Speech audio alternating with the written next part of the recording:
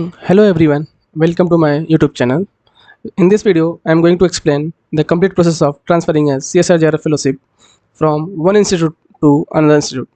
If you are a CSR JRF fellow and you are planning to change your institute, then this video can be very helpful for you. So I will explain the process step by step, including how to get approval from CSR and the NOC format, the resignation letter, the new FMS portal application process, which transfer date you should enter, and how long the process may take, and what you should do if CSR asks for clarification. So let's start without wasting any time. So first, let me briefly show you what we are going to cover in this video. So first we will discuss how to get approval from CSR for the transfer. Then we will see the NOC format from the both current and prospective supervisors.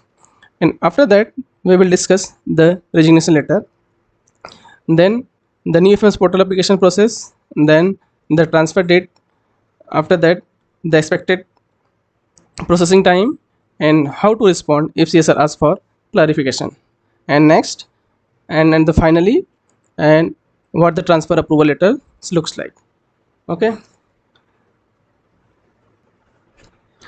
so now let's come to the first and one of the most important steps, getting approval from CSR for the transfer of fellowship. For this you need to send a request to CSR HRD, like, so you need to send the mail to this mail ID like helpdeskmr@csrhd.res.in. सो आपको जो mail है, mail का format ये लिखना है और subject में आपको ये मेंशन करना है यहाँ पे करेंट इंस्टीट्यूट और ये आपका फ्यूचर इंस्टीट्यूट, ठीक है। और यहाँ पे आप अपना नाम मेंशन कर देना। यहाँ पे मेंशन करने के बाद फिर ये आप किस सुपरवाइजर के अंडर ज्वाइन करना चाहते हो, जो फ्यूचर इंस्टीट्यूट है उसके बारे में डिटेल लिख देना यहाँ पे। और एट द एंड में ये मेंशन करना मत बोलना यहाँ पे नेम और जो फाइल नंबर आपने CSR प्रोवाइड किया, आपका फाइल नंबर, ठीक है, और अपना ईमेल आईडी और मोबाइल नंबर, क्योंकि इनकेस कुछ होगा यहाँ पे तो आपको अपडेट इसके ईमेल के थ्रू या तो कॉल के थ्रू आपको मिलते रहेगा, ठीक है। तो ये चीज़ें आप जो भी है देना ना भूलें। उसके बाद फिर 1 या 2 दिन या मैक्स टू मैक्स 1 वीक में CSR कुछ ना कुछ रिप्लाई करेगा। जो रिप्लाई का कुछ फॉर्मेट होगा कुछ इस तरह होगा। तो ये चीज़ मैं क्यों बोल रहा हूँ, क्योंकि ट्रांसफ़र करने से पहले इसमें जो है फेलोशिप के जो गाइडलाइंस उसमें दिया गया है कि आप ट्रांसफ़र करने से पहले आपको एक बार अप्रूवल लेना है CSR से, ठीक है। मतलब विदाउट प्रायर नोटिस आप ट्रांसफ़र नहीं कर सकते हो, ठीक है। इसलिए मैं ये चीज़ आपको बोल रहा हूँ कि आप मेल लिख दोगे तो आप एक सेफ जोन में रहोगे। सेफ जोन में इन द सेंस कि इनकेस फ्यूचर में CSR कुछ भी क्लेम करता है कि आपने विदाउट प्रायर नोटिस ऐसे कैसे ट्रांसफ़र करा लिया, ठीक है, तो आपके पास ये मेल रहेगा, मेल के साथ साथ में आपके पास ये रिप्लाई रहेगा, ठीक है। तो इसलिए है कि आप अगर मैं पे कर लिए हो तो आप एक सेफ़ हो, ठीक है। ट्रांसफ़र करने में फिर कोई दिक्कत नहीं आएगी। दिक्कत आएगी तो आपके पास एक एज ए प्रूफ रहेगा, ठीक है।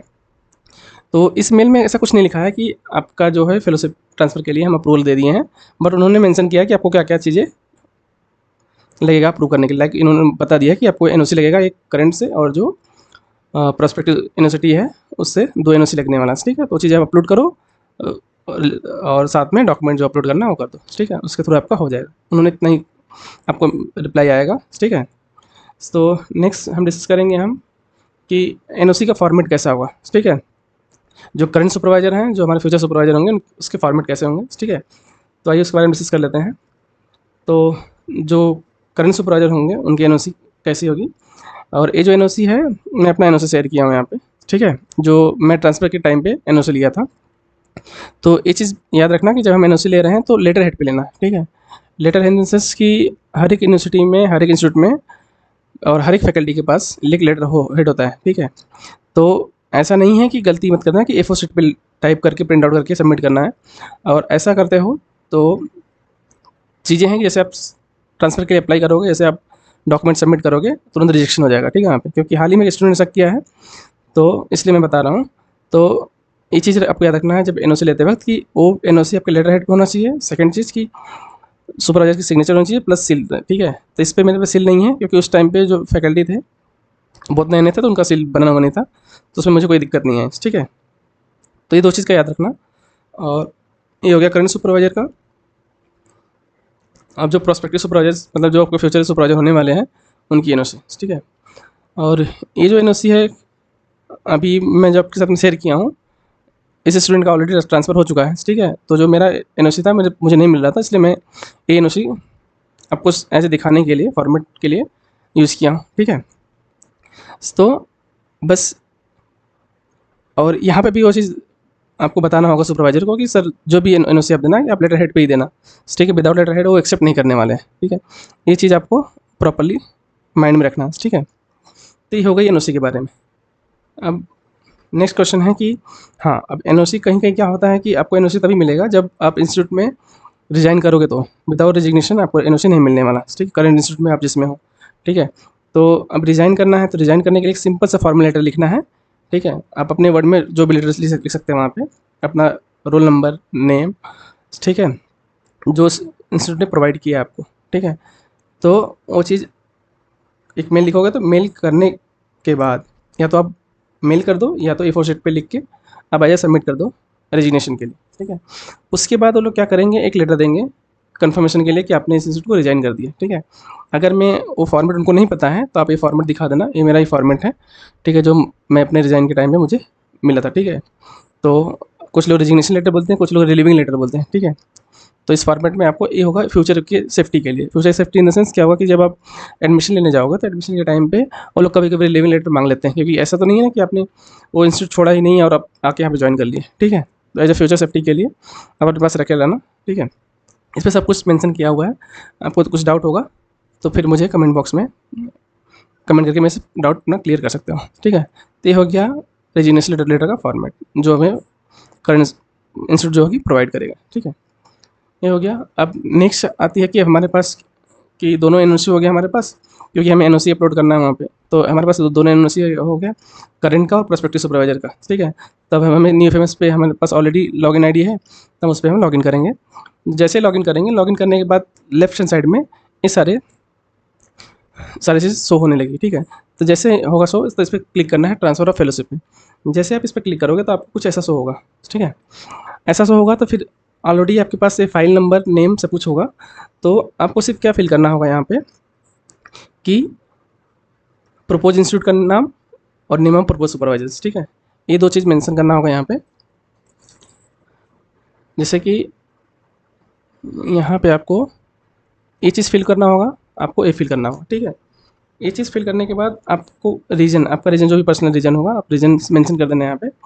और डेट ऑफ सीकिंग के बारे में आपको नेक्स्ट स्लाइड में बताने वाला हूँ।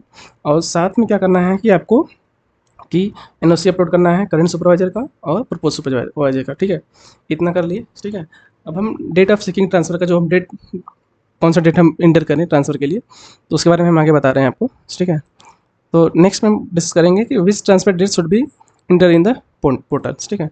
तो देखो, आपने रीजन तो ऑलरेडी मेंशन कर दिया है, और डेट ऑफ सेकंड ट्रांसफ़र का, जैसे कि मान लेते हैं कि आपने रिज़ाइन किया है, रिज़ाइन डेट जो भी है आपका रिज़ाइन डेट है 10 अगस्त, ठीक है, 10 अगस्त है। और रिज़ाइन करने के बाद आपको एनओसी यहाँ से मिल गया, फिर इसके बाद फिर जो फ्यूचर सुपरवाइज़र है, ठीक है, उनसे एनओसी लेने में कुछ एक वीक लग गया, ठीक है। मान लो 18 अगस्त को आपको मिल गया है प्रपोज सुपरवाइजर का, प्रोस्पेक्टिव सुपरवाइजर का, ठीक है, एनओसी मिल गया है, ठीक है। तो इसके बाद फिर आप 18 को सबमिट कर रहे हो, अगर मैं मान लो डेट ऑफ 18 कर रहे हो यहाँ पे, तो आपको डेट 10 आप पास्ट डेट नहीं इनपुट कर सकते हैं यहाँ पे, ठीक है। तो आपको फ्यूचर डेट डालना होगा या तो प्रेजेंट डेट डालना होगा। तो इस चीज़ का याद रखना। तो आप 18 अगस्त डाल सकते हो, जैसे कि आज 18 अगस्त है तो आज डाल सकते हो। इनकेस अगर मैं आज का डेट देखना है तो आज है 23 अगस्त, ठीक है। तो अगर मैं होगा तो फिर मैं आज के अकॉर्डिंग बना रहा हूँ वीडियो, 23 अगस्त है आज, तो आपको यहाँ पे डेट डालना होगा 23 अगस्त, ठीक है, 23/8/26, ठीक है। ये तो ये डेट डालना होगा, या तो कोई फ्यूचर डेट डाल सकते हो आप 23 के अलावा, 24 या 26 या जो भी डेट डाल सकते हो, या तो सितंबर का भी डेट डाल सकते हो आप। ये डिपेंड करेगा आपको कि आपको कब से ट्रांसफ़र के लिए अप्लाई करना है, ठीक है। ये चीज़ आप पे डिपेंड करता है, लेकिन यहाँ पे एक चीज़ याद रखना कि आपको पास डेट आप नहीं डाल सकते हो, ठीक है। तो ये चीज़ हो गया आपका कि हमें कौन सा डेट यहाँ पे पुट करना है, ठीक है। तो ये चीज़ मैं आपको कम्प्लीटली पिछले स्लाइड में बता देता हूँ। जैसे यहाँ पे कि देखो, आपने रीजन भी दे दिया है, और यहाँ पे डेट जो है कि या तो प्रेजेंट होगा, डेट जो होगी प्रेजेंट डेट होगी, या तो फ्यूचर डेट, ठीक है। या तो फ्यूचर डेट आप कुछ भी पुट कर सकते हो, ठीक है। बट लेकिन पास्ट डेट आप नहीं पुट कर सकते यहाँ पे, पास्ट डेट आपको शो ही नहीं करेगा वहाँ पे। जैसे आप इस पर क्लिक करोगे ना, पूरा डेट और ये सब आएगा यहाँ पे, पास डेट आप फिल नहीं कर सकते, ठीक है। तो ये चीज़ आपको याद रखना है, ठीक है। और एक चीज़ है कि यहाँ पे इस बात से कि जो इन प्रोसेस होगा यहाँ पे ट्रांसफ़र करने में जो भी टाइम लगेगा यहाँ पे, तो उस टाइम की फेलोशिप मुझे क्या होगी, कैसे मिलेगी, ठीक है। तो उस बीच की फेलोशिप आपको होगा जो कि 5th ईयर में एक्सटेंड हो जाएगा। जैसे मान लो प्रोसेस होने में 1 महीना लग गया, ठीक है। तो 1 महीना लग गया, तो जो 1 महीना होगा, सपोज़ आपका 5th ईयर जो भी कंप्लीट होगा, 5th ईयर अगर में जो कंप्लीट हो रहा है, 5th ईयर कंप्लीट हो रहा है अगर मैं आपका अगस्त में, ठीक है। अगस्त में जो भी ईयर आप डाल लो यहाँ पे, तो जो मान लो 1 महीना प्रोसेस लग गया, तो फिर ये अगस्त की जगह आपका 5th ईयर कब कंप्लीट होगा, सितंबर में जो भी ईयर होगा, ठीक है। ये चीज़ें आपको 1 मंथ ऐड हो जाएगा यहाँ पे। तो ये चीज़ें का आप टेंशन ना लो कि 1 महीने की फेलोशिप मुझे नहीं मिली तो उसका क्या होगा, ठीक है। वो चीज़ नेक्स्ट ईयर में एक्सटेंड हो जाती है, ठीक है। तो ये चीज़ हो गया यहाँ पे। अब आइए नेक्स्ट डिस्कस करते हैं हम कि हाँ, अभी ट्रांसफ़र करने का प्रोसेस में का टाइमिंग क्या लगता है, ठीक है। तो एग्जैक्ट टाइमिंग तो मैं भी बता नहीं सकता हूँ, ठीक है, वो डिपेंड करता है। तो मैं यहाँ पे बता रहा हूँ कि जैसे कि यहाँ पे टोटल 6 मेंबर होते हैं अप्रूव करने के लिए, ठीक है। 6 मेंबर होते हैं। 6 मेंबर में से आपके एक चेकर मेकर हो जाएंगे, बाकी 5 जो हैं कि CSR के थ्रू, ठीक है। तो मैं एक चांसेस बताता हूँ कि आपके टाइम कब कम लगेगा। जैसे कि आप अगर मैं फर्स्ट वीक ऑफ मंथ कर रहे हो, अगर मैं first week of month like 1 to 7, 1 to 7 या तो 1 to 10 ले लो यहाँ पे, ठीक है। 1 to 10 में किसी भी डेट में सबमिट कर रहे हो तो आपके चांसेस ज़्यादा होंगे, अप्रूवल होने के कम टाइम लगेंगे, ठीक है। या तो 25 to 30 इस डेट के बीच में करोगे तो आपके ट्रांसफ़र वाले जो प्रोसेस होंगे बहुत कम टाइम लगेंगे, ठीक है। विदिन 1 वीक में चीज़ें हो जाएंगी। लेकिन इन बिटवीन आप कर रहे हो तो आपके जो चांसेस हैं मैक्सिमम लग सकते हैं, ठीक है। रीज़न ये है कि 1 to 10 जो होता है यहाँ पे सबके यहाँ से अटेंडेंस आते हैं फेलोशिप के लिए, स्टार्टिंग ऑफ फर्स्ट डेट से लेके, ठीक है। तो उनका टारगेट होता है कि 1 to 10 में हमको सबकी फेलोशिप अप्रूव करना है, जो सारा एप्लीकेशन है सब कुछ अप्रूव करना है, ठीक है। तो 1 to 10 में लोग प्रॉपर्ली चेक करेंगे, और या तो at the end of the month, ठीक है। इनका 2 ही टारगेट होता है, या तो स्टार्टिंग के मंथ में या तो एंड के मंथ में सब कुछ चेक करना, क्लियर करना। तो आप अगर मैं इस टाइम पे अप्लाई कर रहे हो तो आपके जो ट्रांसफ़र प्रोसेस होंगे बहुत कम टाइम लगेंगे, ठीक है। और आपकी प्रोसेस कंप्लीट हो जाएगी बहुत जल्द से जल्द, ठीक है। ये हो गया। तो हाँ, एक चीज़ बताना हो रहा है कि अब ट्रांसफ़र के पास जैसे कि आपका चेकर ने आपके चेकर ने अप्रूव कर दिया, चेकर तो आपके इंस्टीट्यूट के ही होंगे जो करंट में, इन्होंने अप्रूव कर दिया, तो फाइल गई किसके पास, CSR के किसी अथॉरिटी के पास, CSR के पास गई, ठीक है। तो CSR के पास जाने के पास तो फिर उन्हें कुछ ना कुछ क्लैरिफिकेशन चाहिए। क्लैरिफिकेशन ये चाहिए क्योंकि आपने इंस्टीट्यूट पहले छोड़ दिया है विदाउट CSR को अप्रूवल करने बताने से पहले, ठीक है। आपने मेल किया है, फिर भी वो क्लैरिफिकेशन के लेंगे कि मे भी इंस्टीट्यूट क्या किया है कि स्टूडेंट ने पहले एडमिशन ले लिया और एडमिशन लेने के बाद भी अप्लाई किया, ठीक है।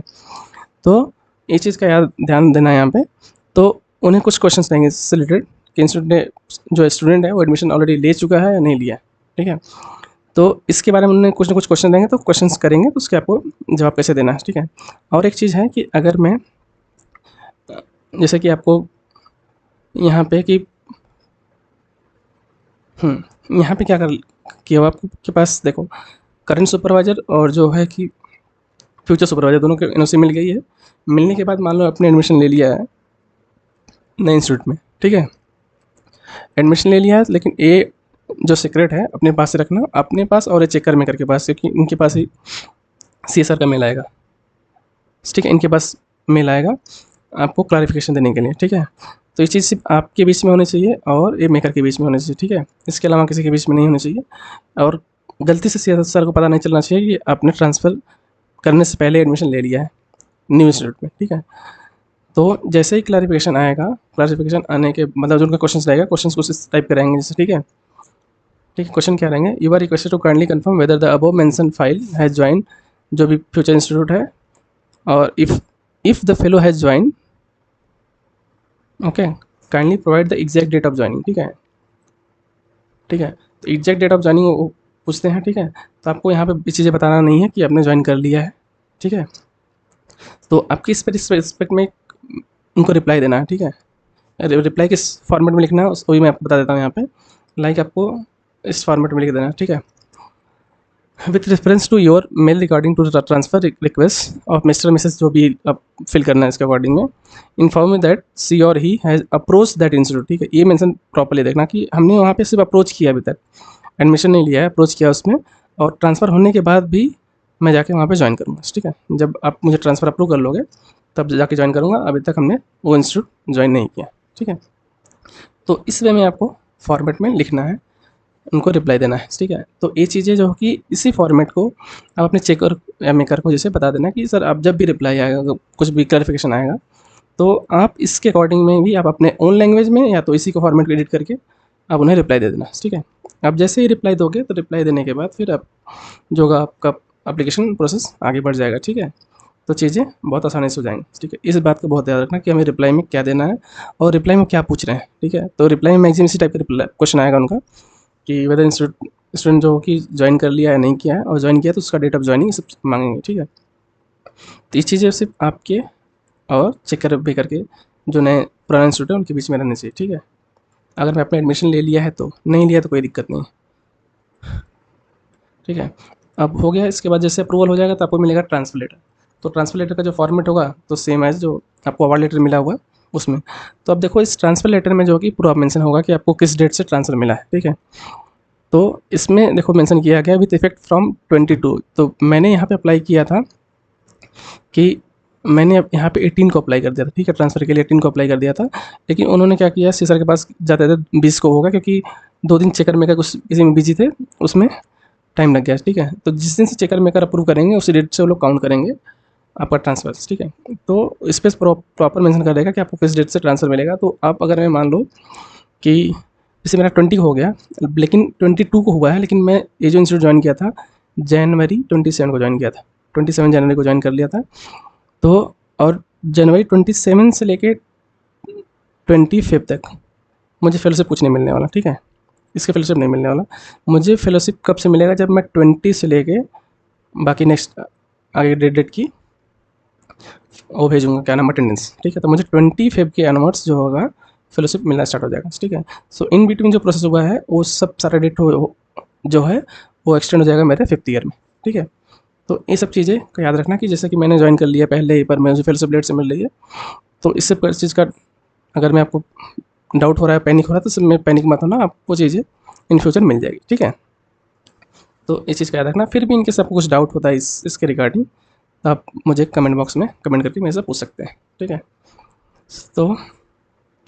तो ये रहा पूरा होल प्रोसेस कि कैसे हम ट्रांसफ़र करेंगे, कैसे हम फेलोशिप अपने ट्रांसफ़र करा के एक्टिवेट कराएंगे। हाँ, एक चीज़ और बताना था यहाँ पे कि जैसे आपको ट्रांसफ़र लेटर मिल जाएगा यहाँ पे, तो आपको डॉक्यूमेंटेशन फिर से वहाँ पे नहीं करना है। जो इंस्टीट्यूट में ज्वाइन करोगे वहाँ पे डॉक्यूमेंटेशन कुछ नहीं करना, आपने एक बार ऑलरेडी कर लिया है। तो जो ए लेटर हो गया है, देखो जैसे मैंने वहाँ से किया था ट्रांसफ़र, ऑलरेडी ये जो नया इंस्टीट्यूट है मेरा NIT में, इन्होंने ऑलरेडी मेल पे ऑलरेडी ये लेटर वहाँ पे पहुँच गया होगा, ठीक है। बस आपको फिजिकली वहाँ पे रिपोर्ट करना है फेलोशिप सेक्शन में कि वो स्टूडेंट मैं ही हूँ जो मैंने ट्रांसफ़र कराया है दिस इंस्टीट्यूट से इसी इंस्टीट्यूट में, ठीक है। आप बता दोगे, बाकी आपका सारी प्रोफाइल ऑलरेडी प्रोसेस हो जाएंगे वहाँ पर, ठीक है। तो आपको सिर्फ आपको एक लेटर का ही हार्ड कॉपी देना है, उनके पास ऑलरेडी रहेगा, फिर भी आपको एक देना है। प्लस जो होगा कि आपका एडमिशन में जो वो लोग प्रोविजनल देते हैं, एडमिशन का जो प्रोविजनल देते हैं न्यू इंस्टीट्यूट में, प्रोविजनल वो दे दोगे तो उनको पता रहेगा ना कि आपने इसी डिपार्टमेंट में ज्वाइन किया है, ठीक है। ये 2 चीज़ सबमिट कर दोगे और बाकी कोई डॉक्यूमेंट्स वहाँ पे आपको नहीं लगने वाले, ठीक है। तो आपको डॉक्यूमेंटेशन नहीं करना पड़ेगा वहाँ पे, और आपकी फेलोशिप वहाँ से तुरंत स्टार्ट हो जाएगी। आप फिर से आप अटेंडेंस अपलोड करो, अटेंडेंस अपलोड करने के बाद आप फेलोशिप वहाँ से रिसीव कर सकते हो, ठीक है। तो थ्रू आउट वीडियो में अगर मैं आपको कहीं पे भी डाउट आया, कुछ भी ये डाउट अगर में है, तो आप मुझे कमेंट करके कमेंट सेक्शन में मैं अपना डाउट क्लियर कर सकते हो, ठीक है। फिर भी मैंने अपने चैनल पे अपना मेल ID प्रोवाइड कर दिया हूँ, अगर मैं कुछ भी हो तो आप वहाँ से मेल करके या तो ग्रुप ज्वाइन करके आप किसी भी थ्रू से मुझे कॉन्टैक्ट करके अपना डाउट क्लियर कर सकते हैं, ठीक है। सो वीडियो देखने के लिए thank you for watching this video, और आपको वीडियो पसंद आया है तो लाइक शेयर सब्सक्राइब करना ना भूलें।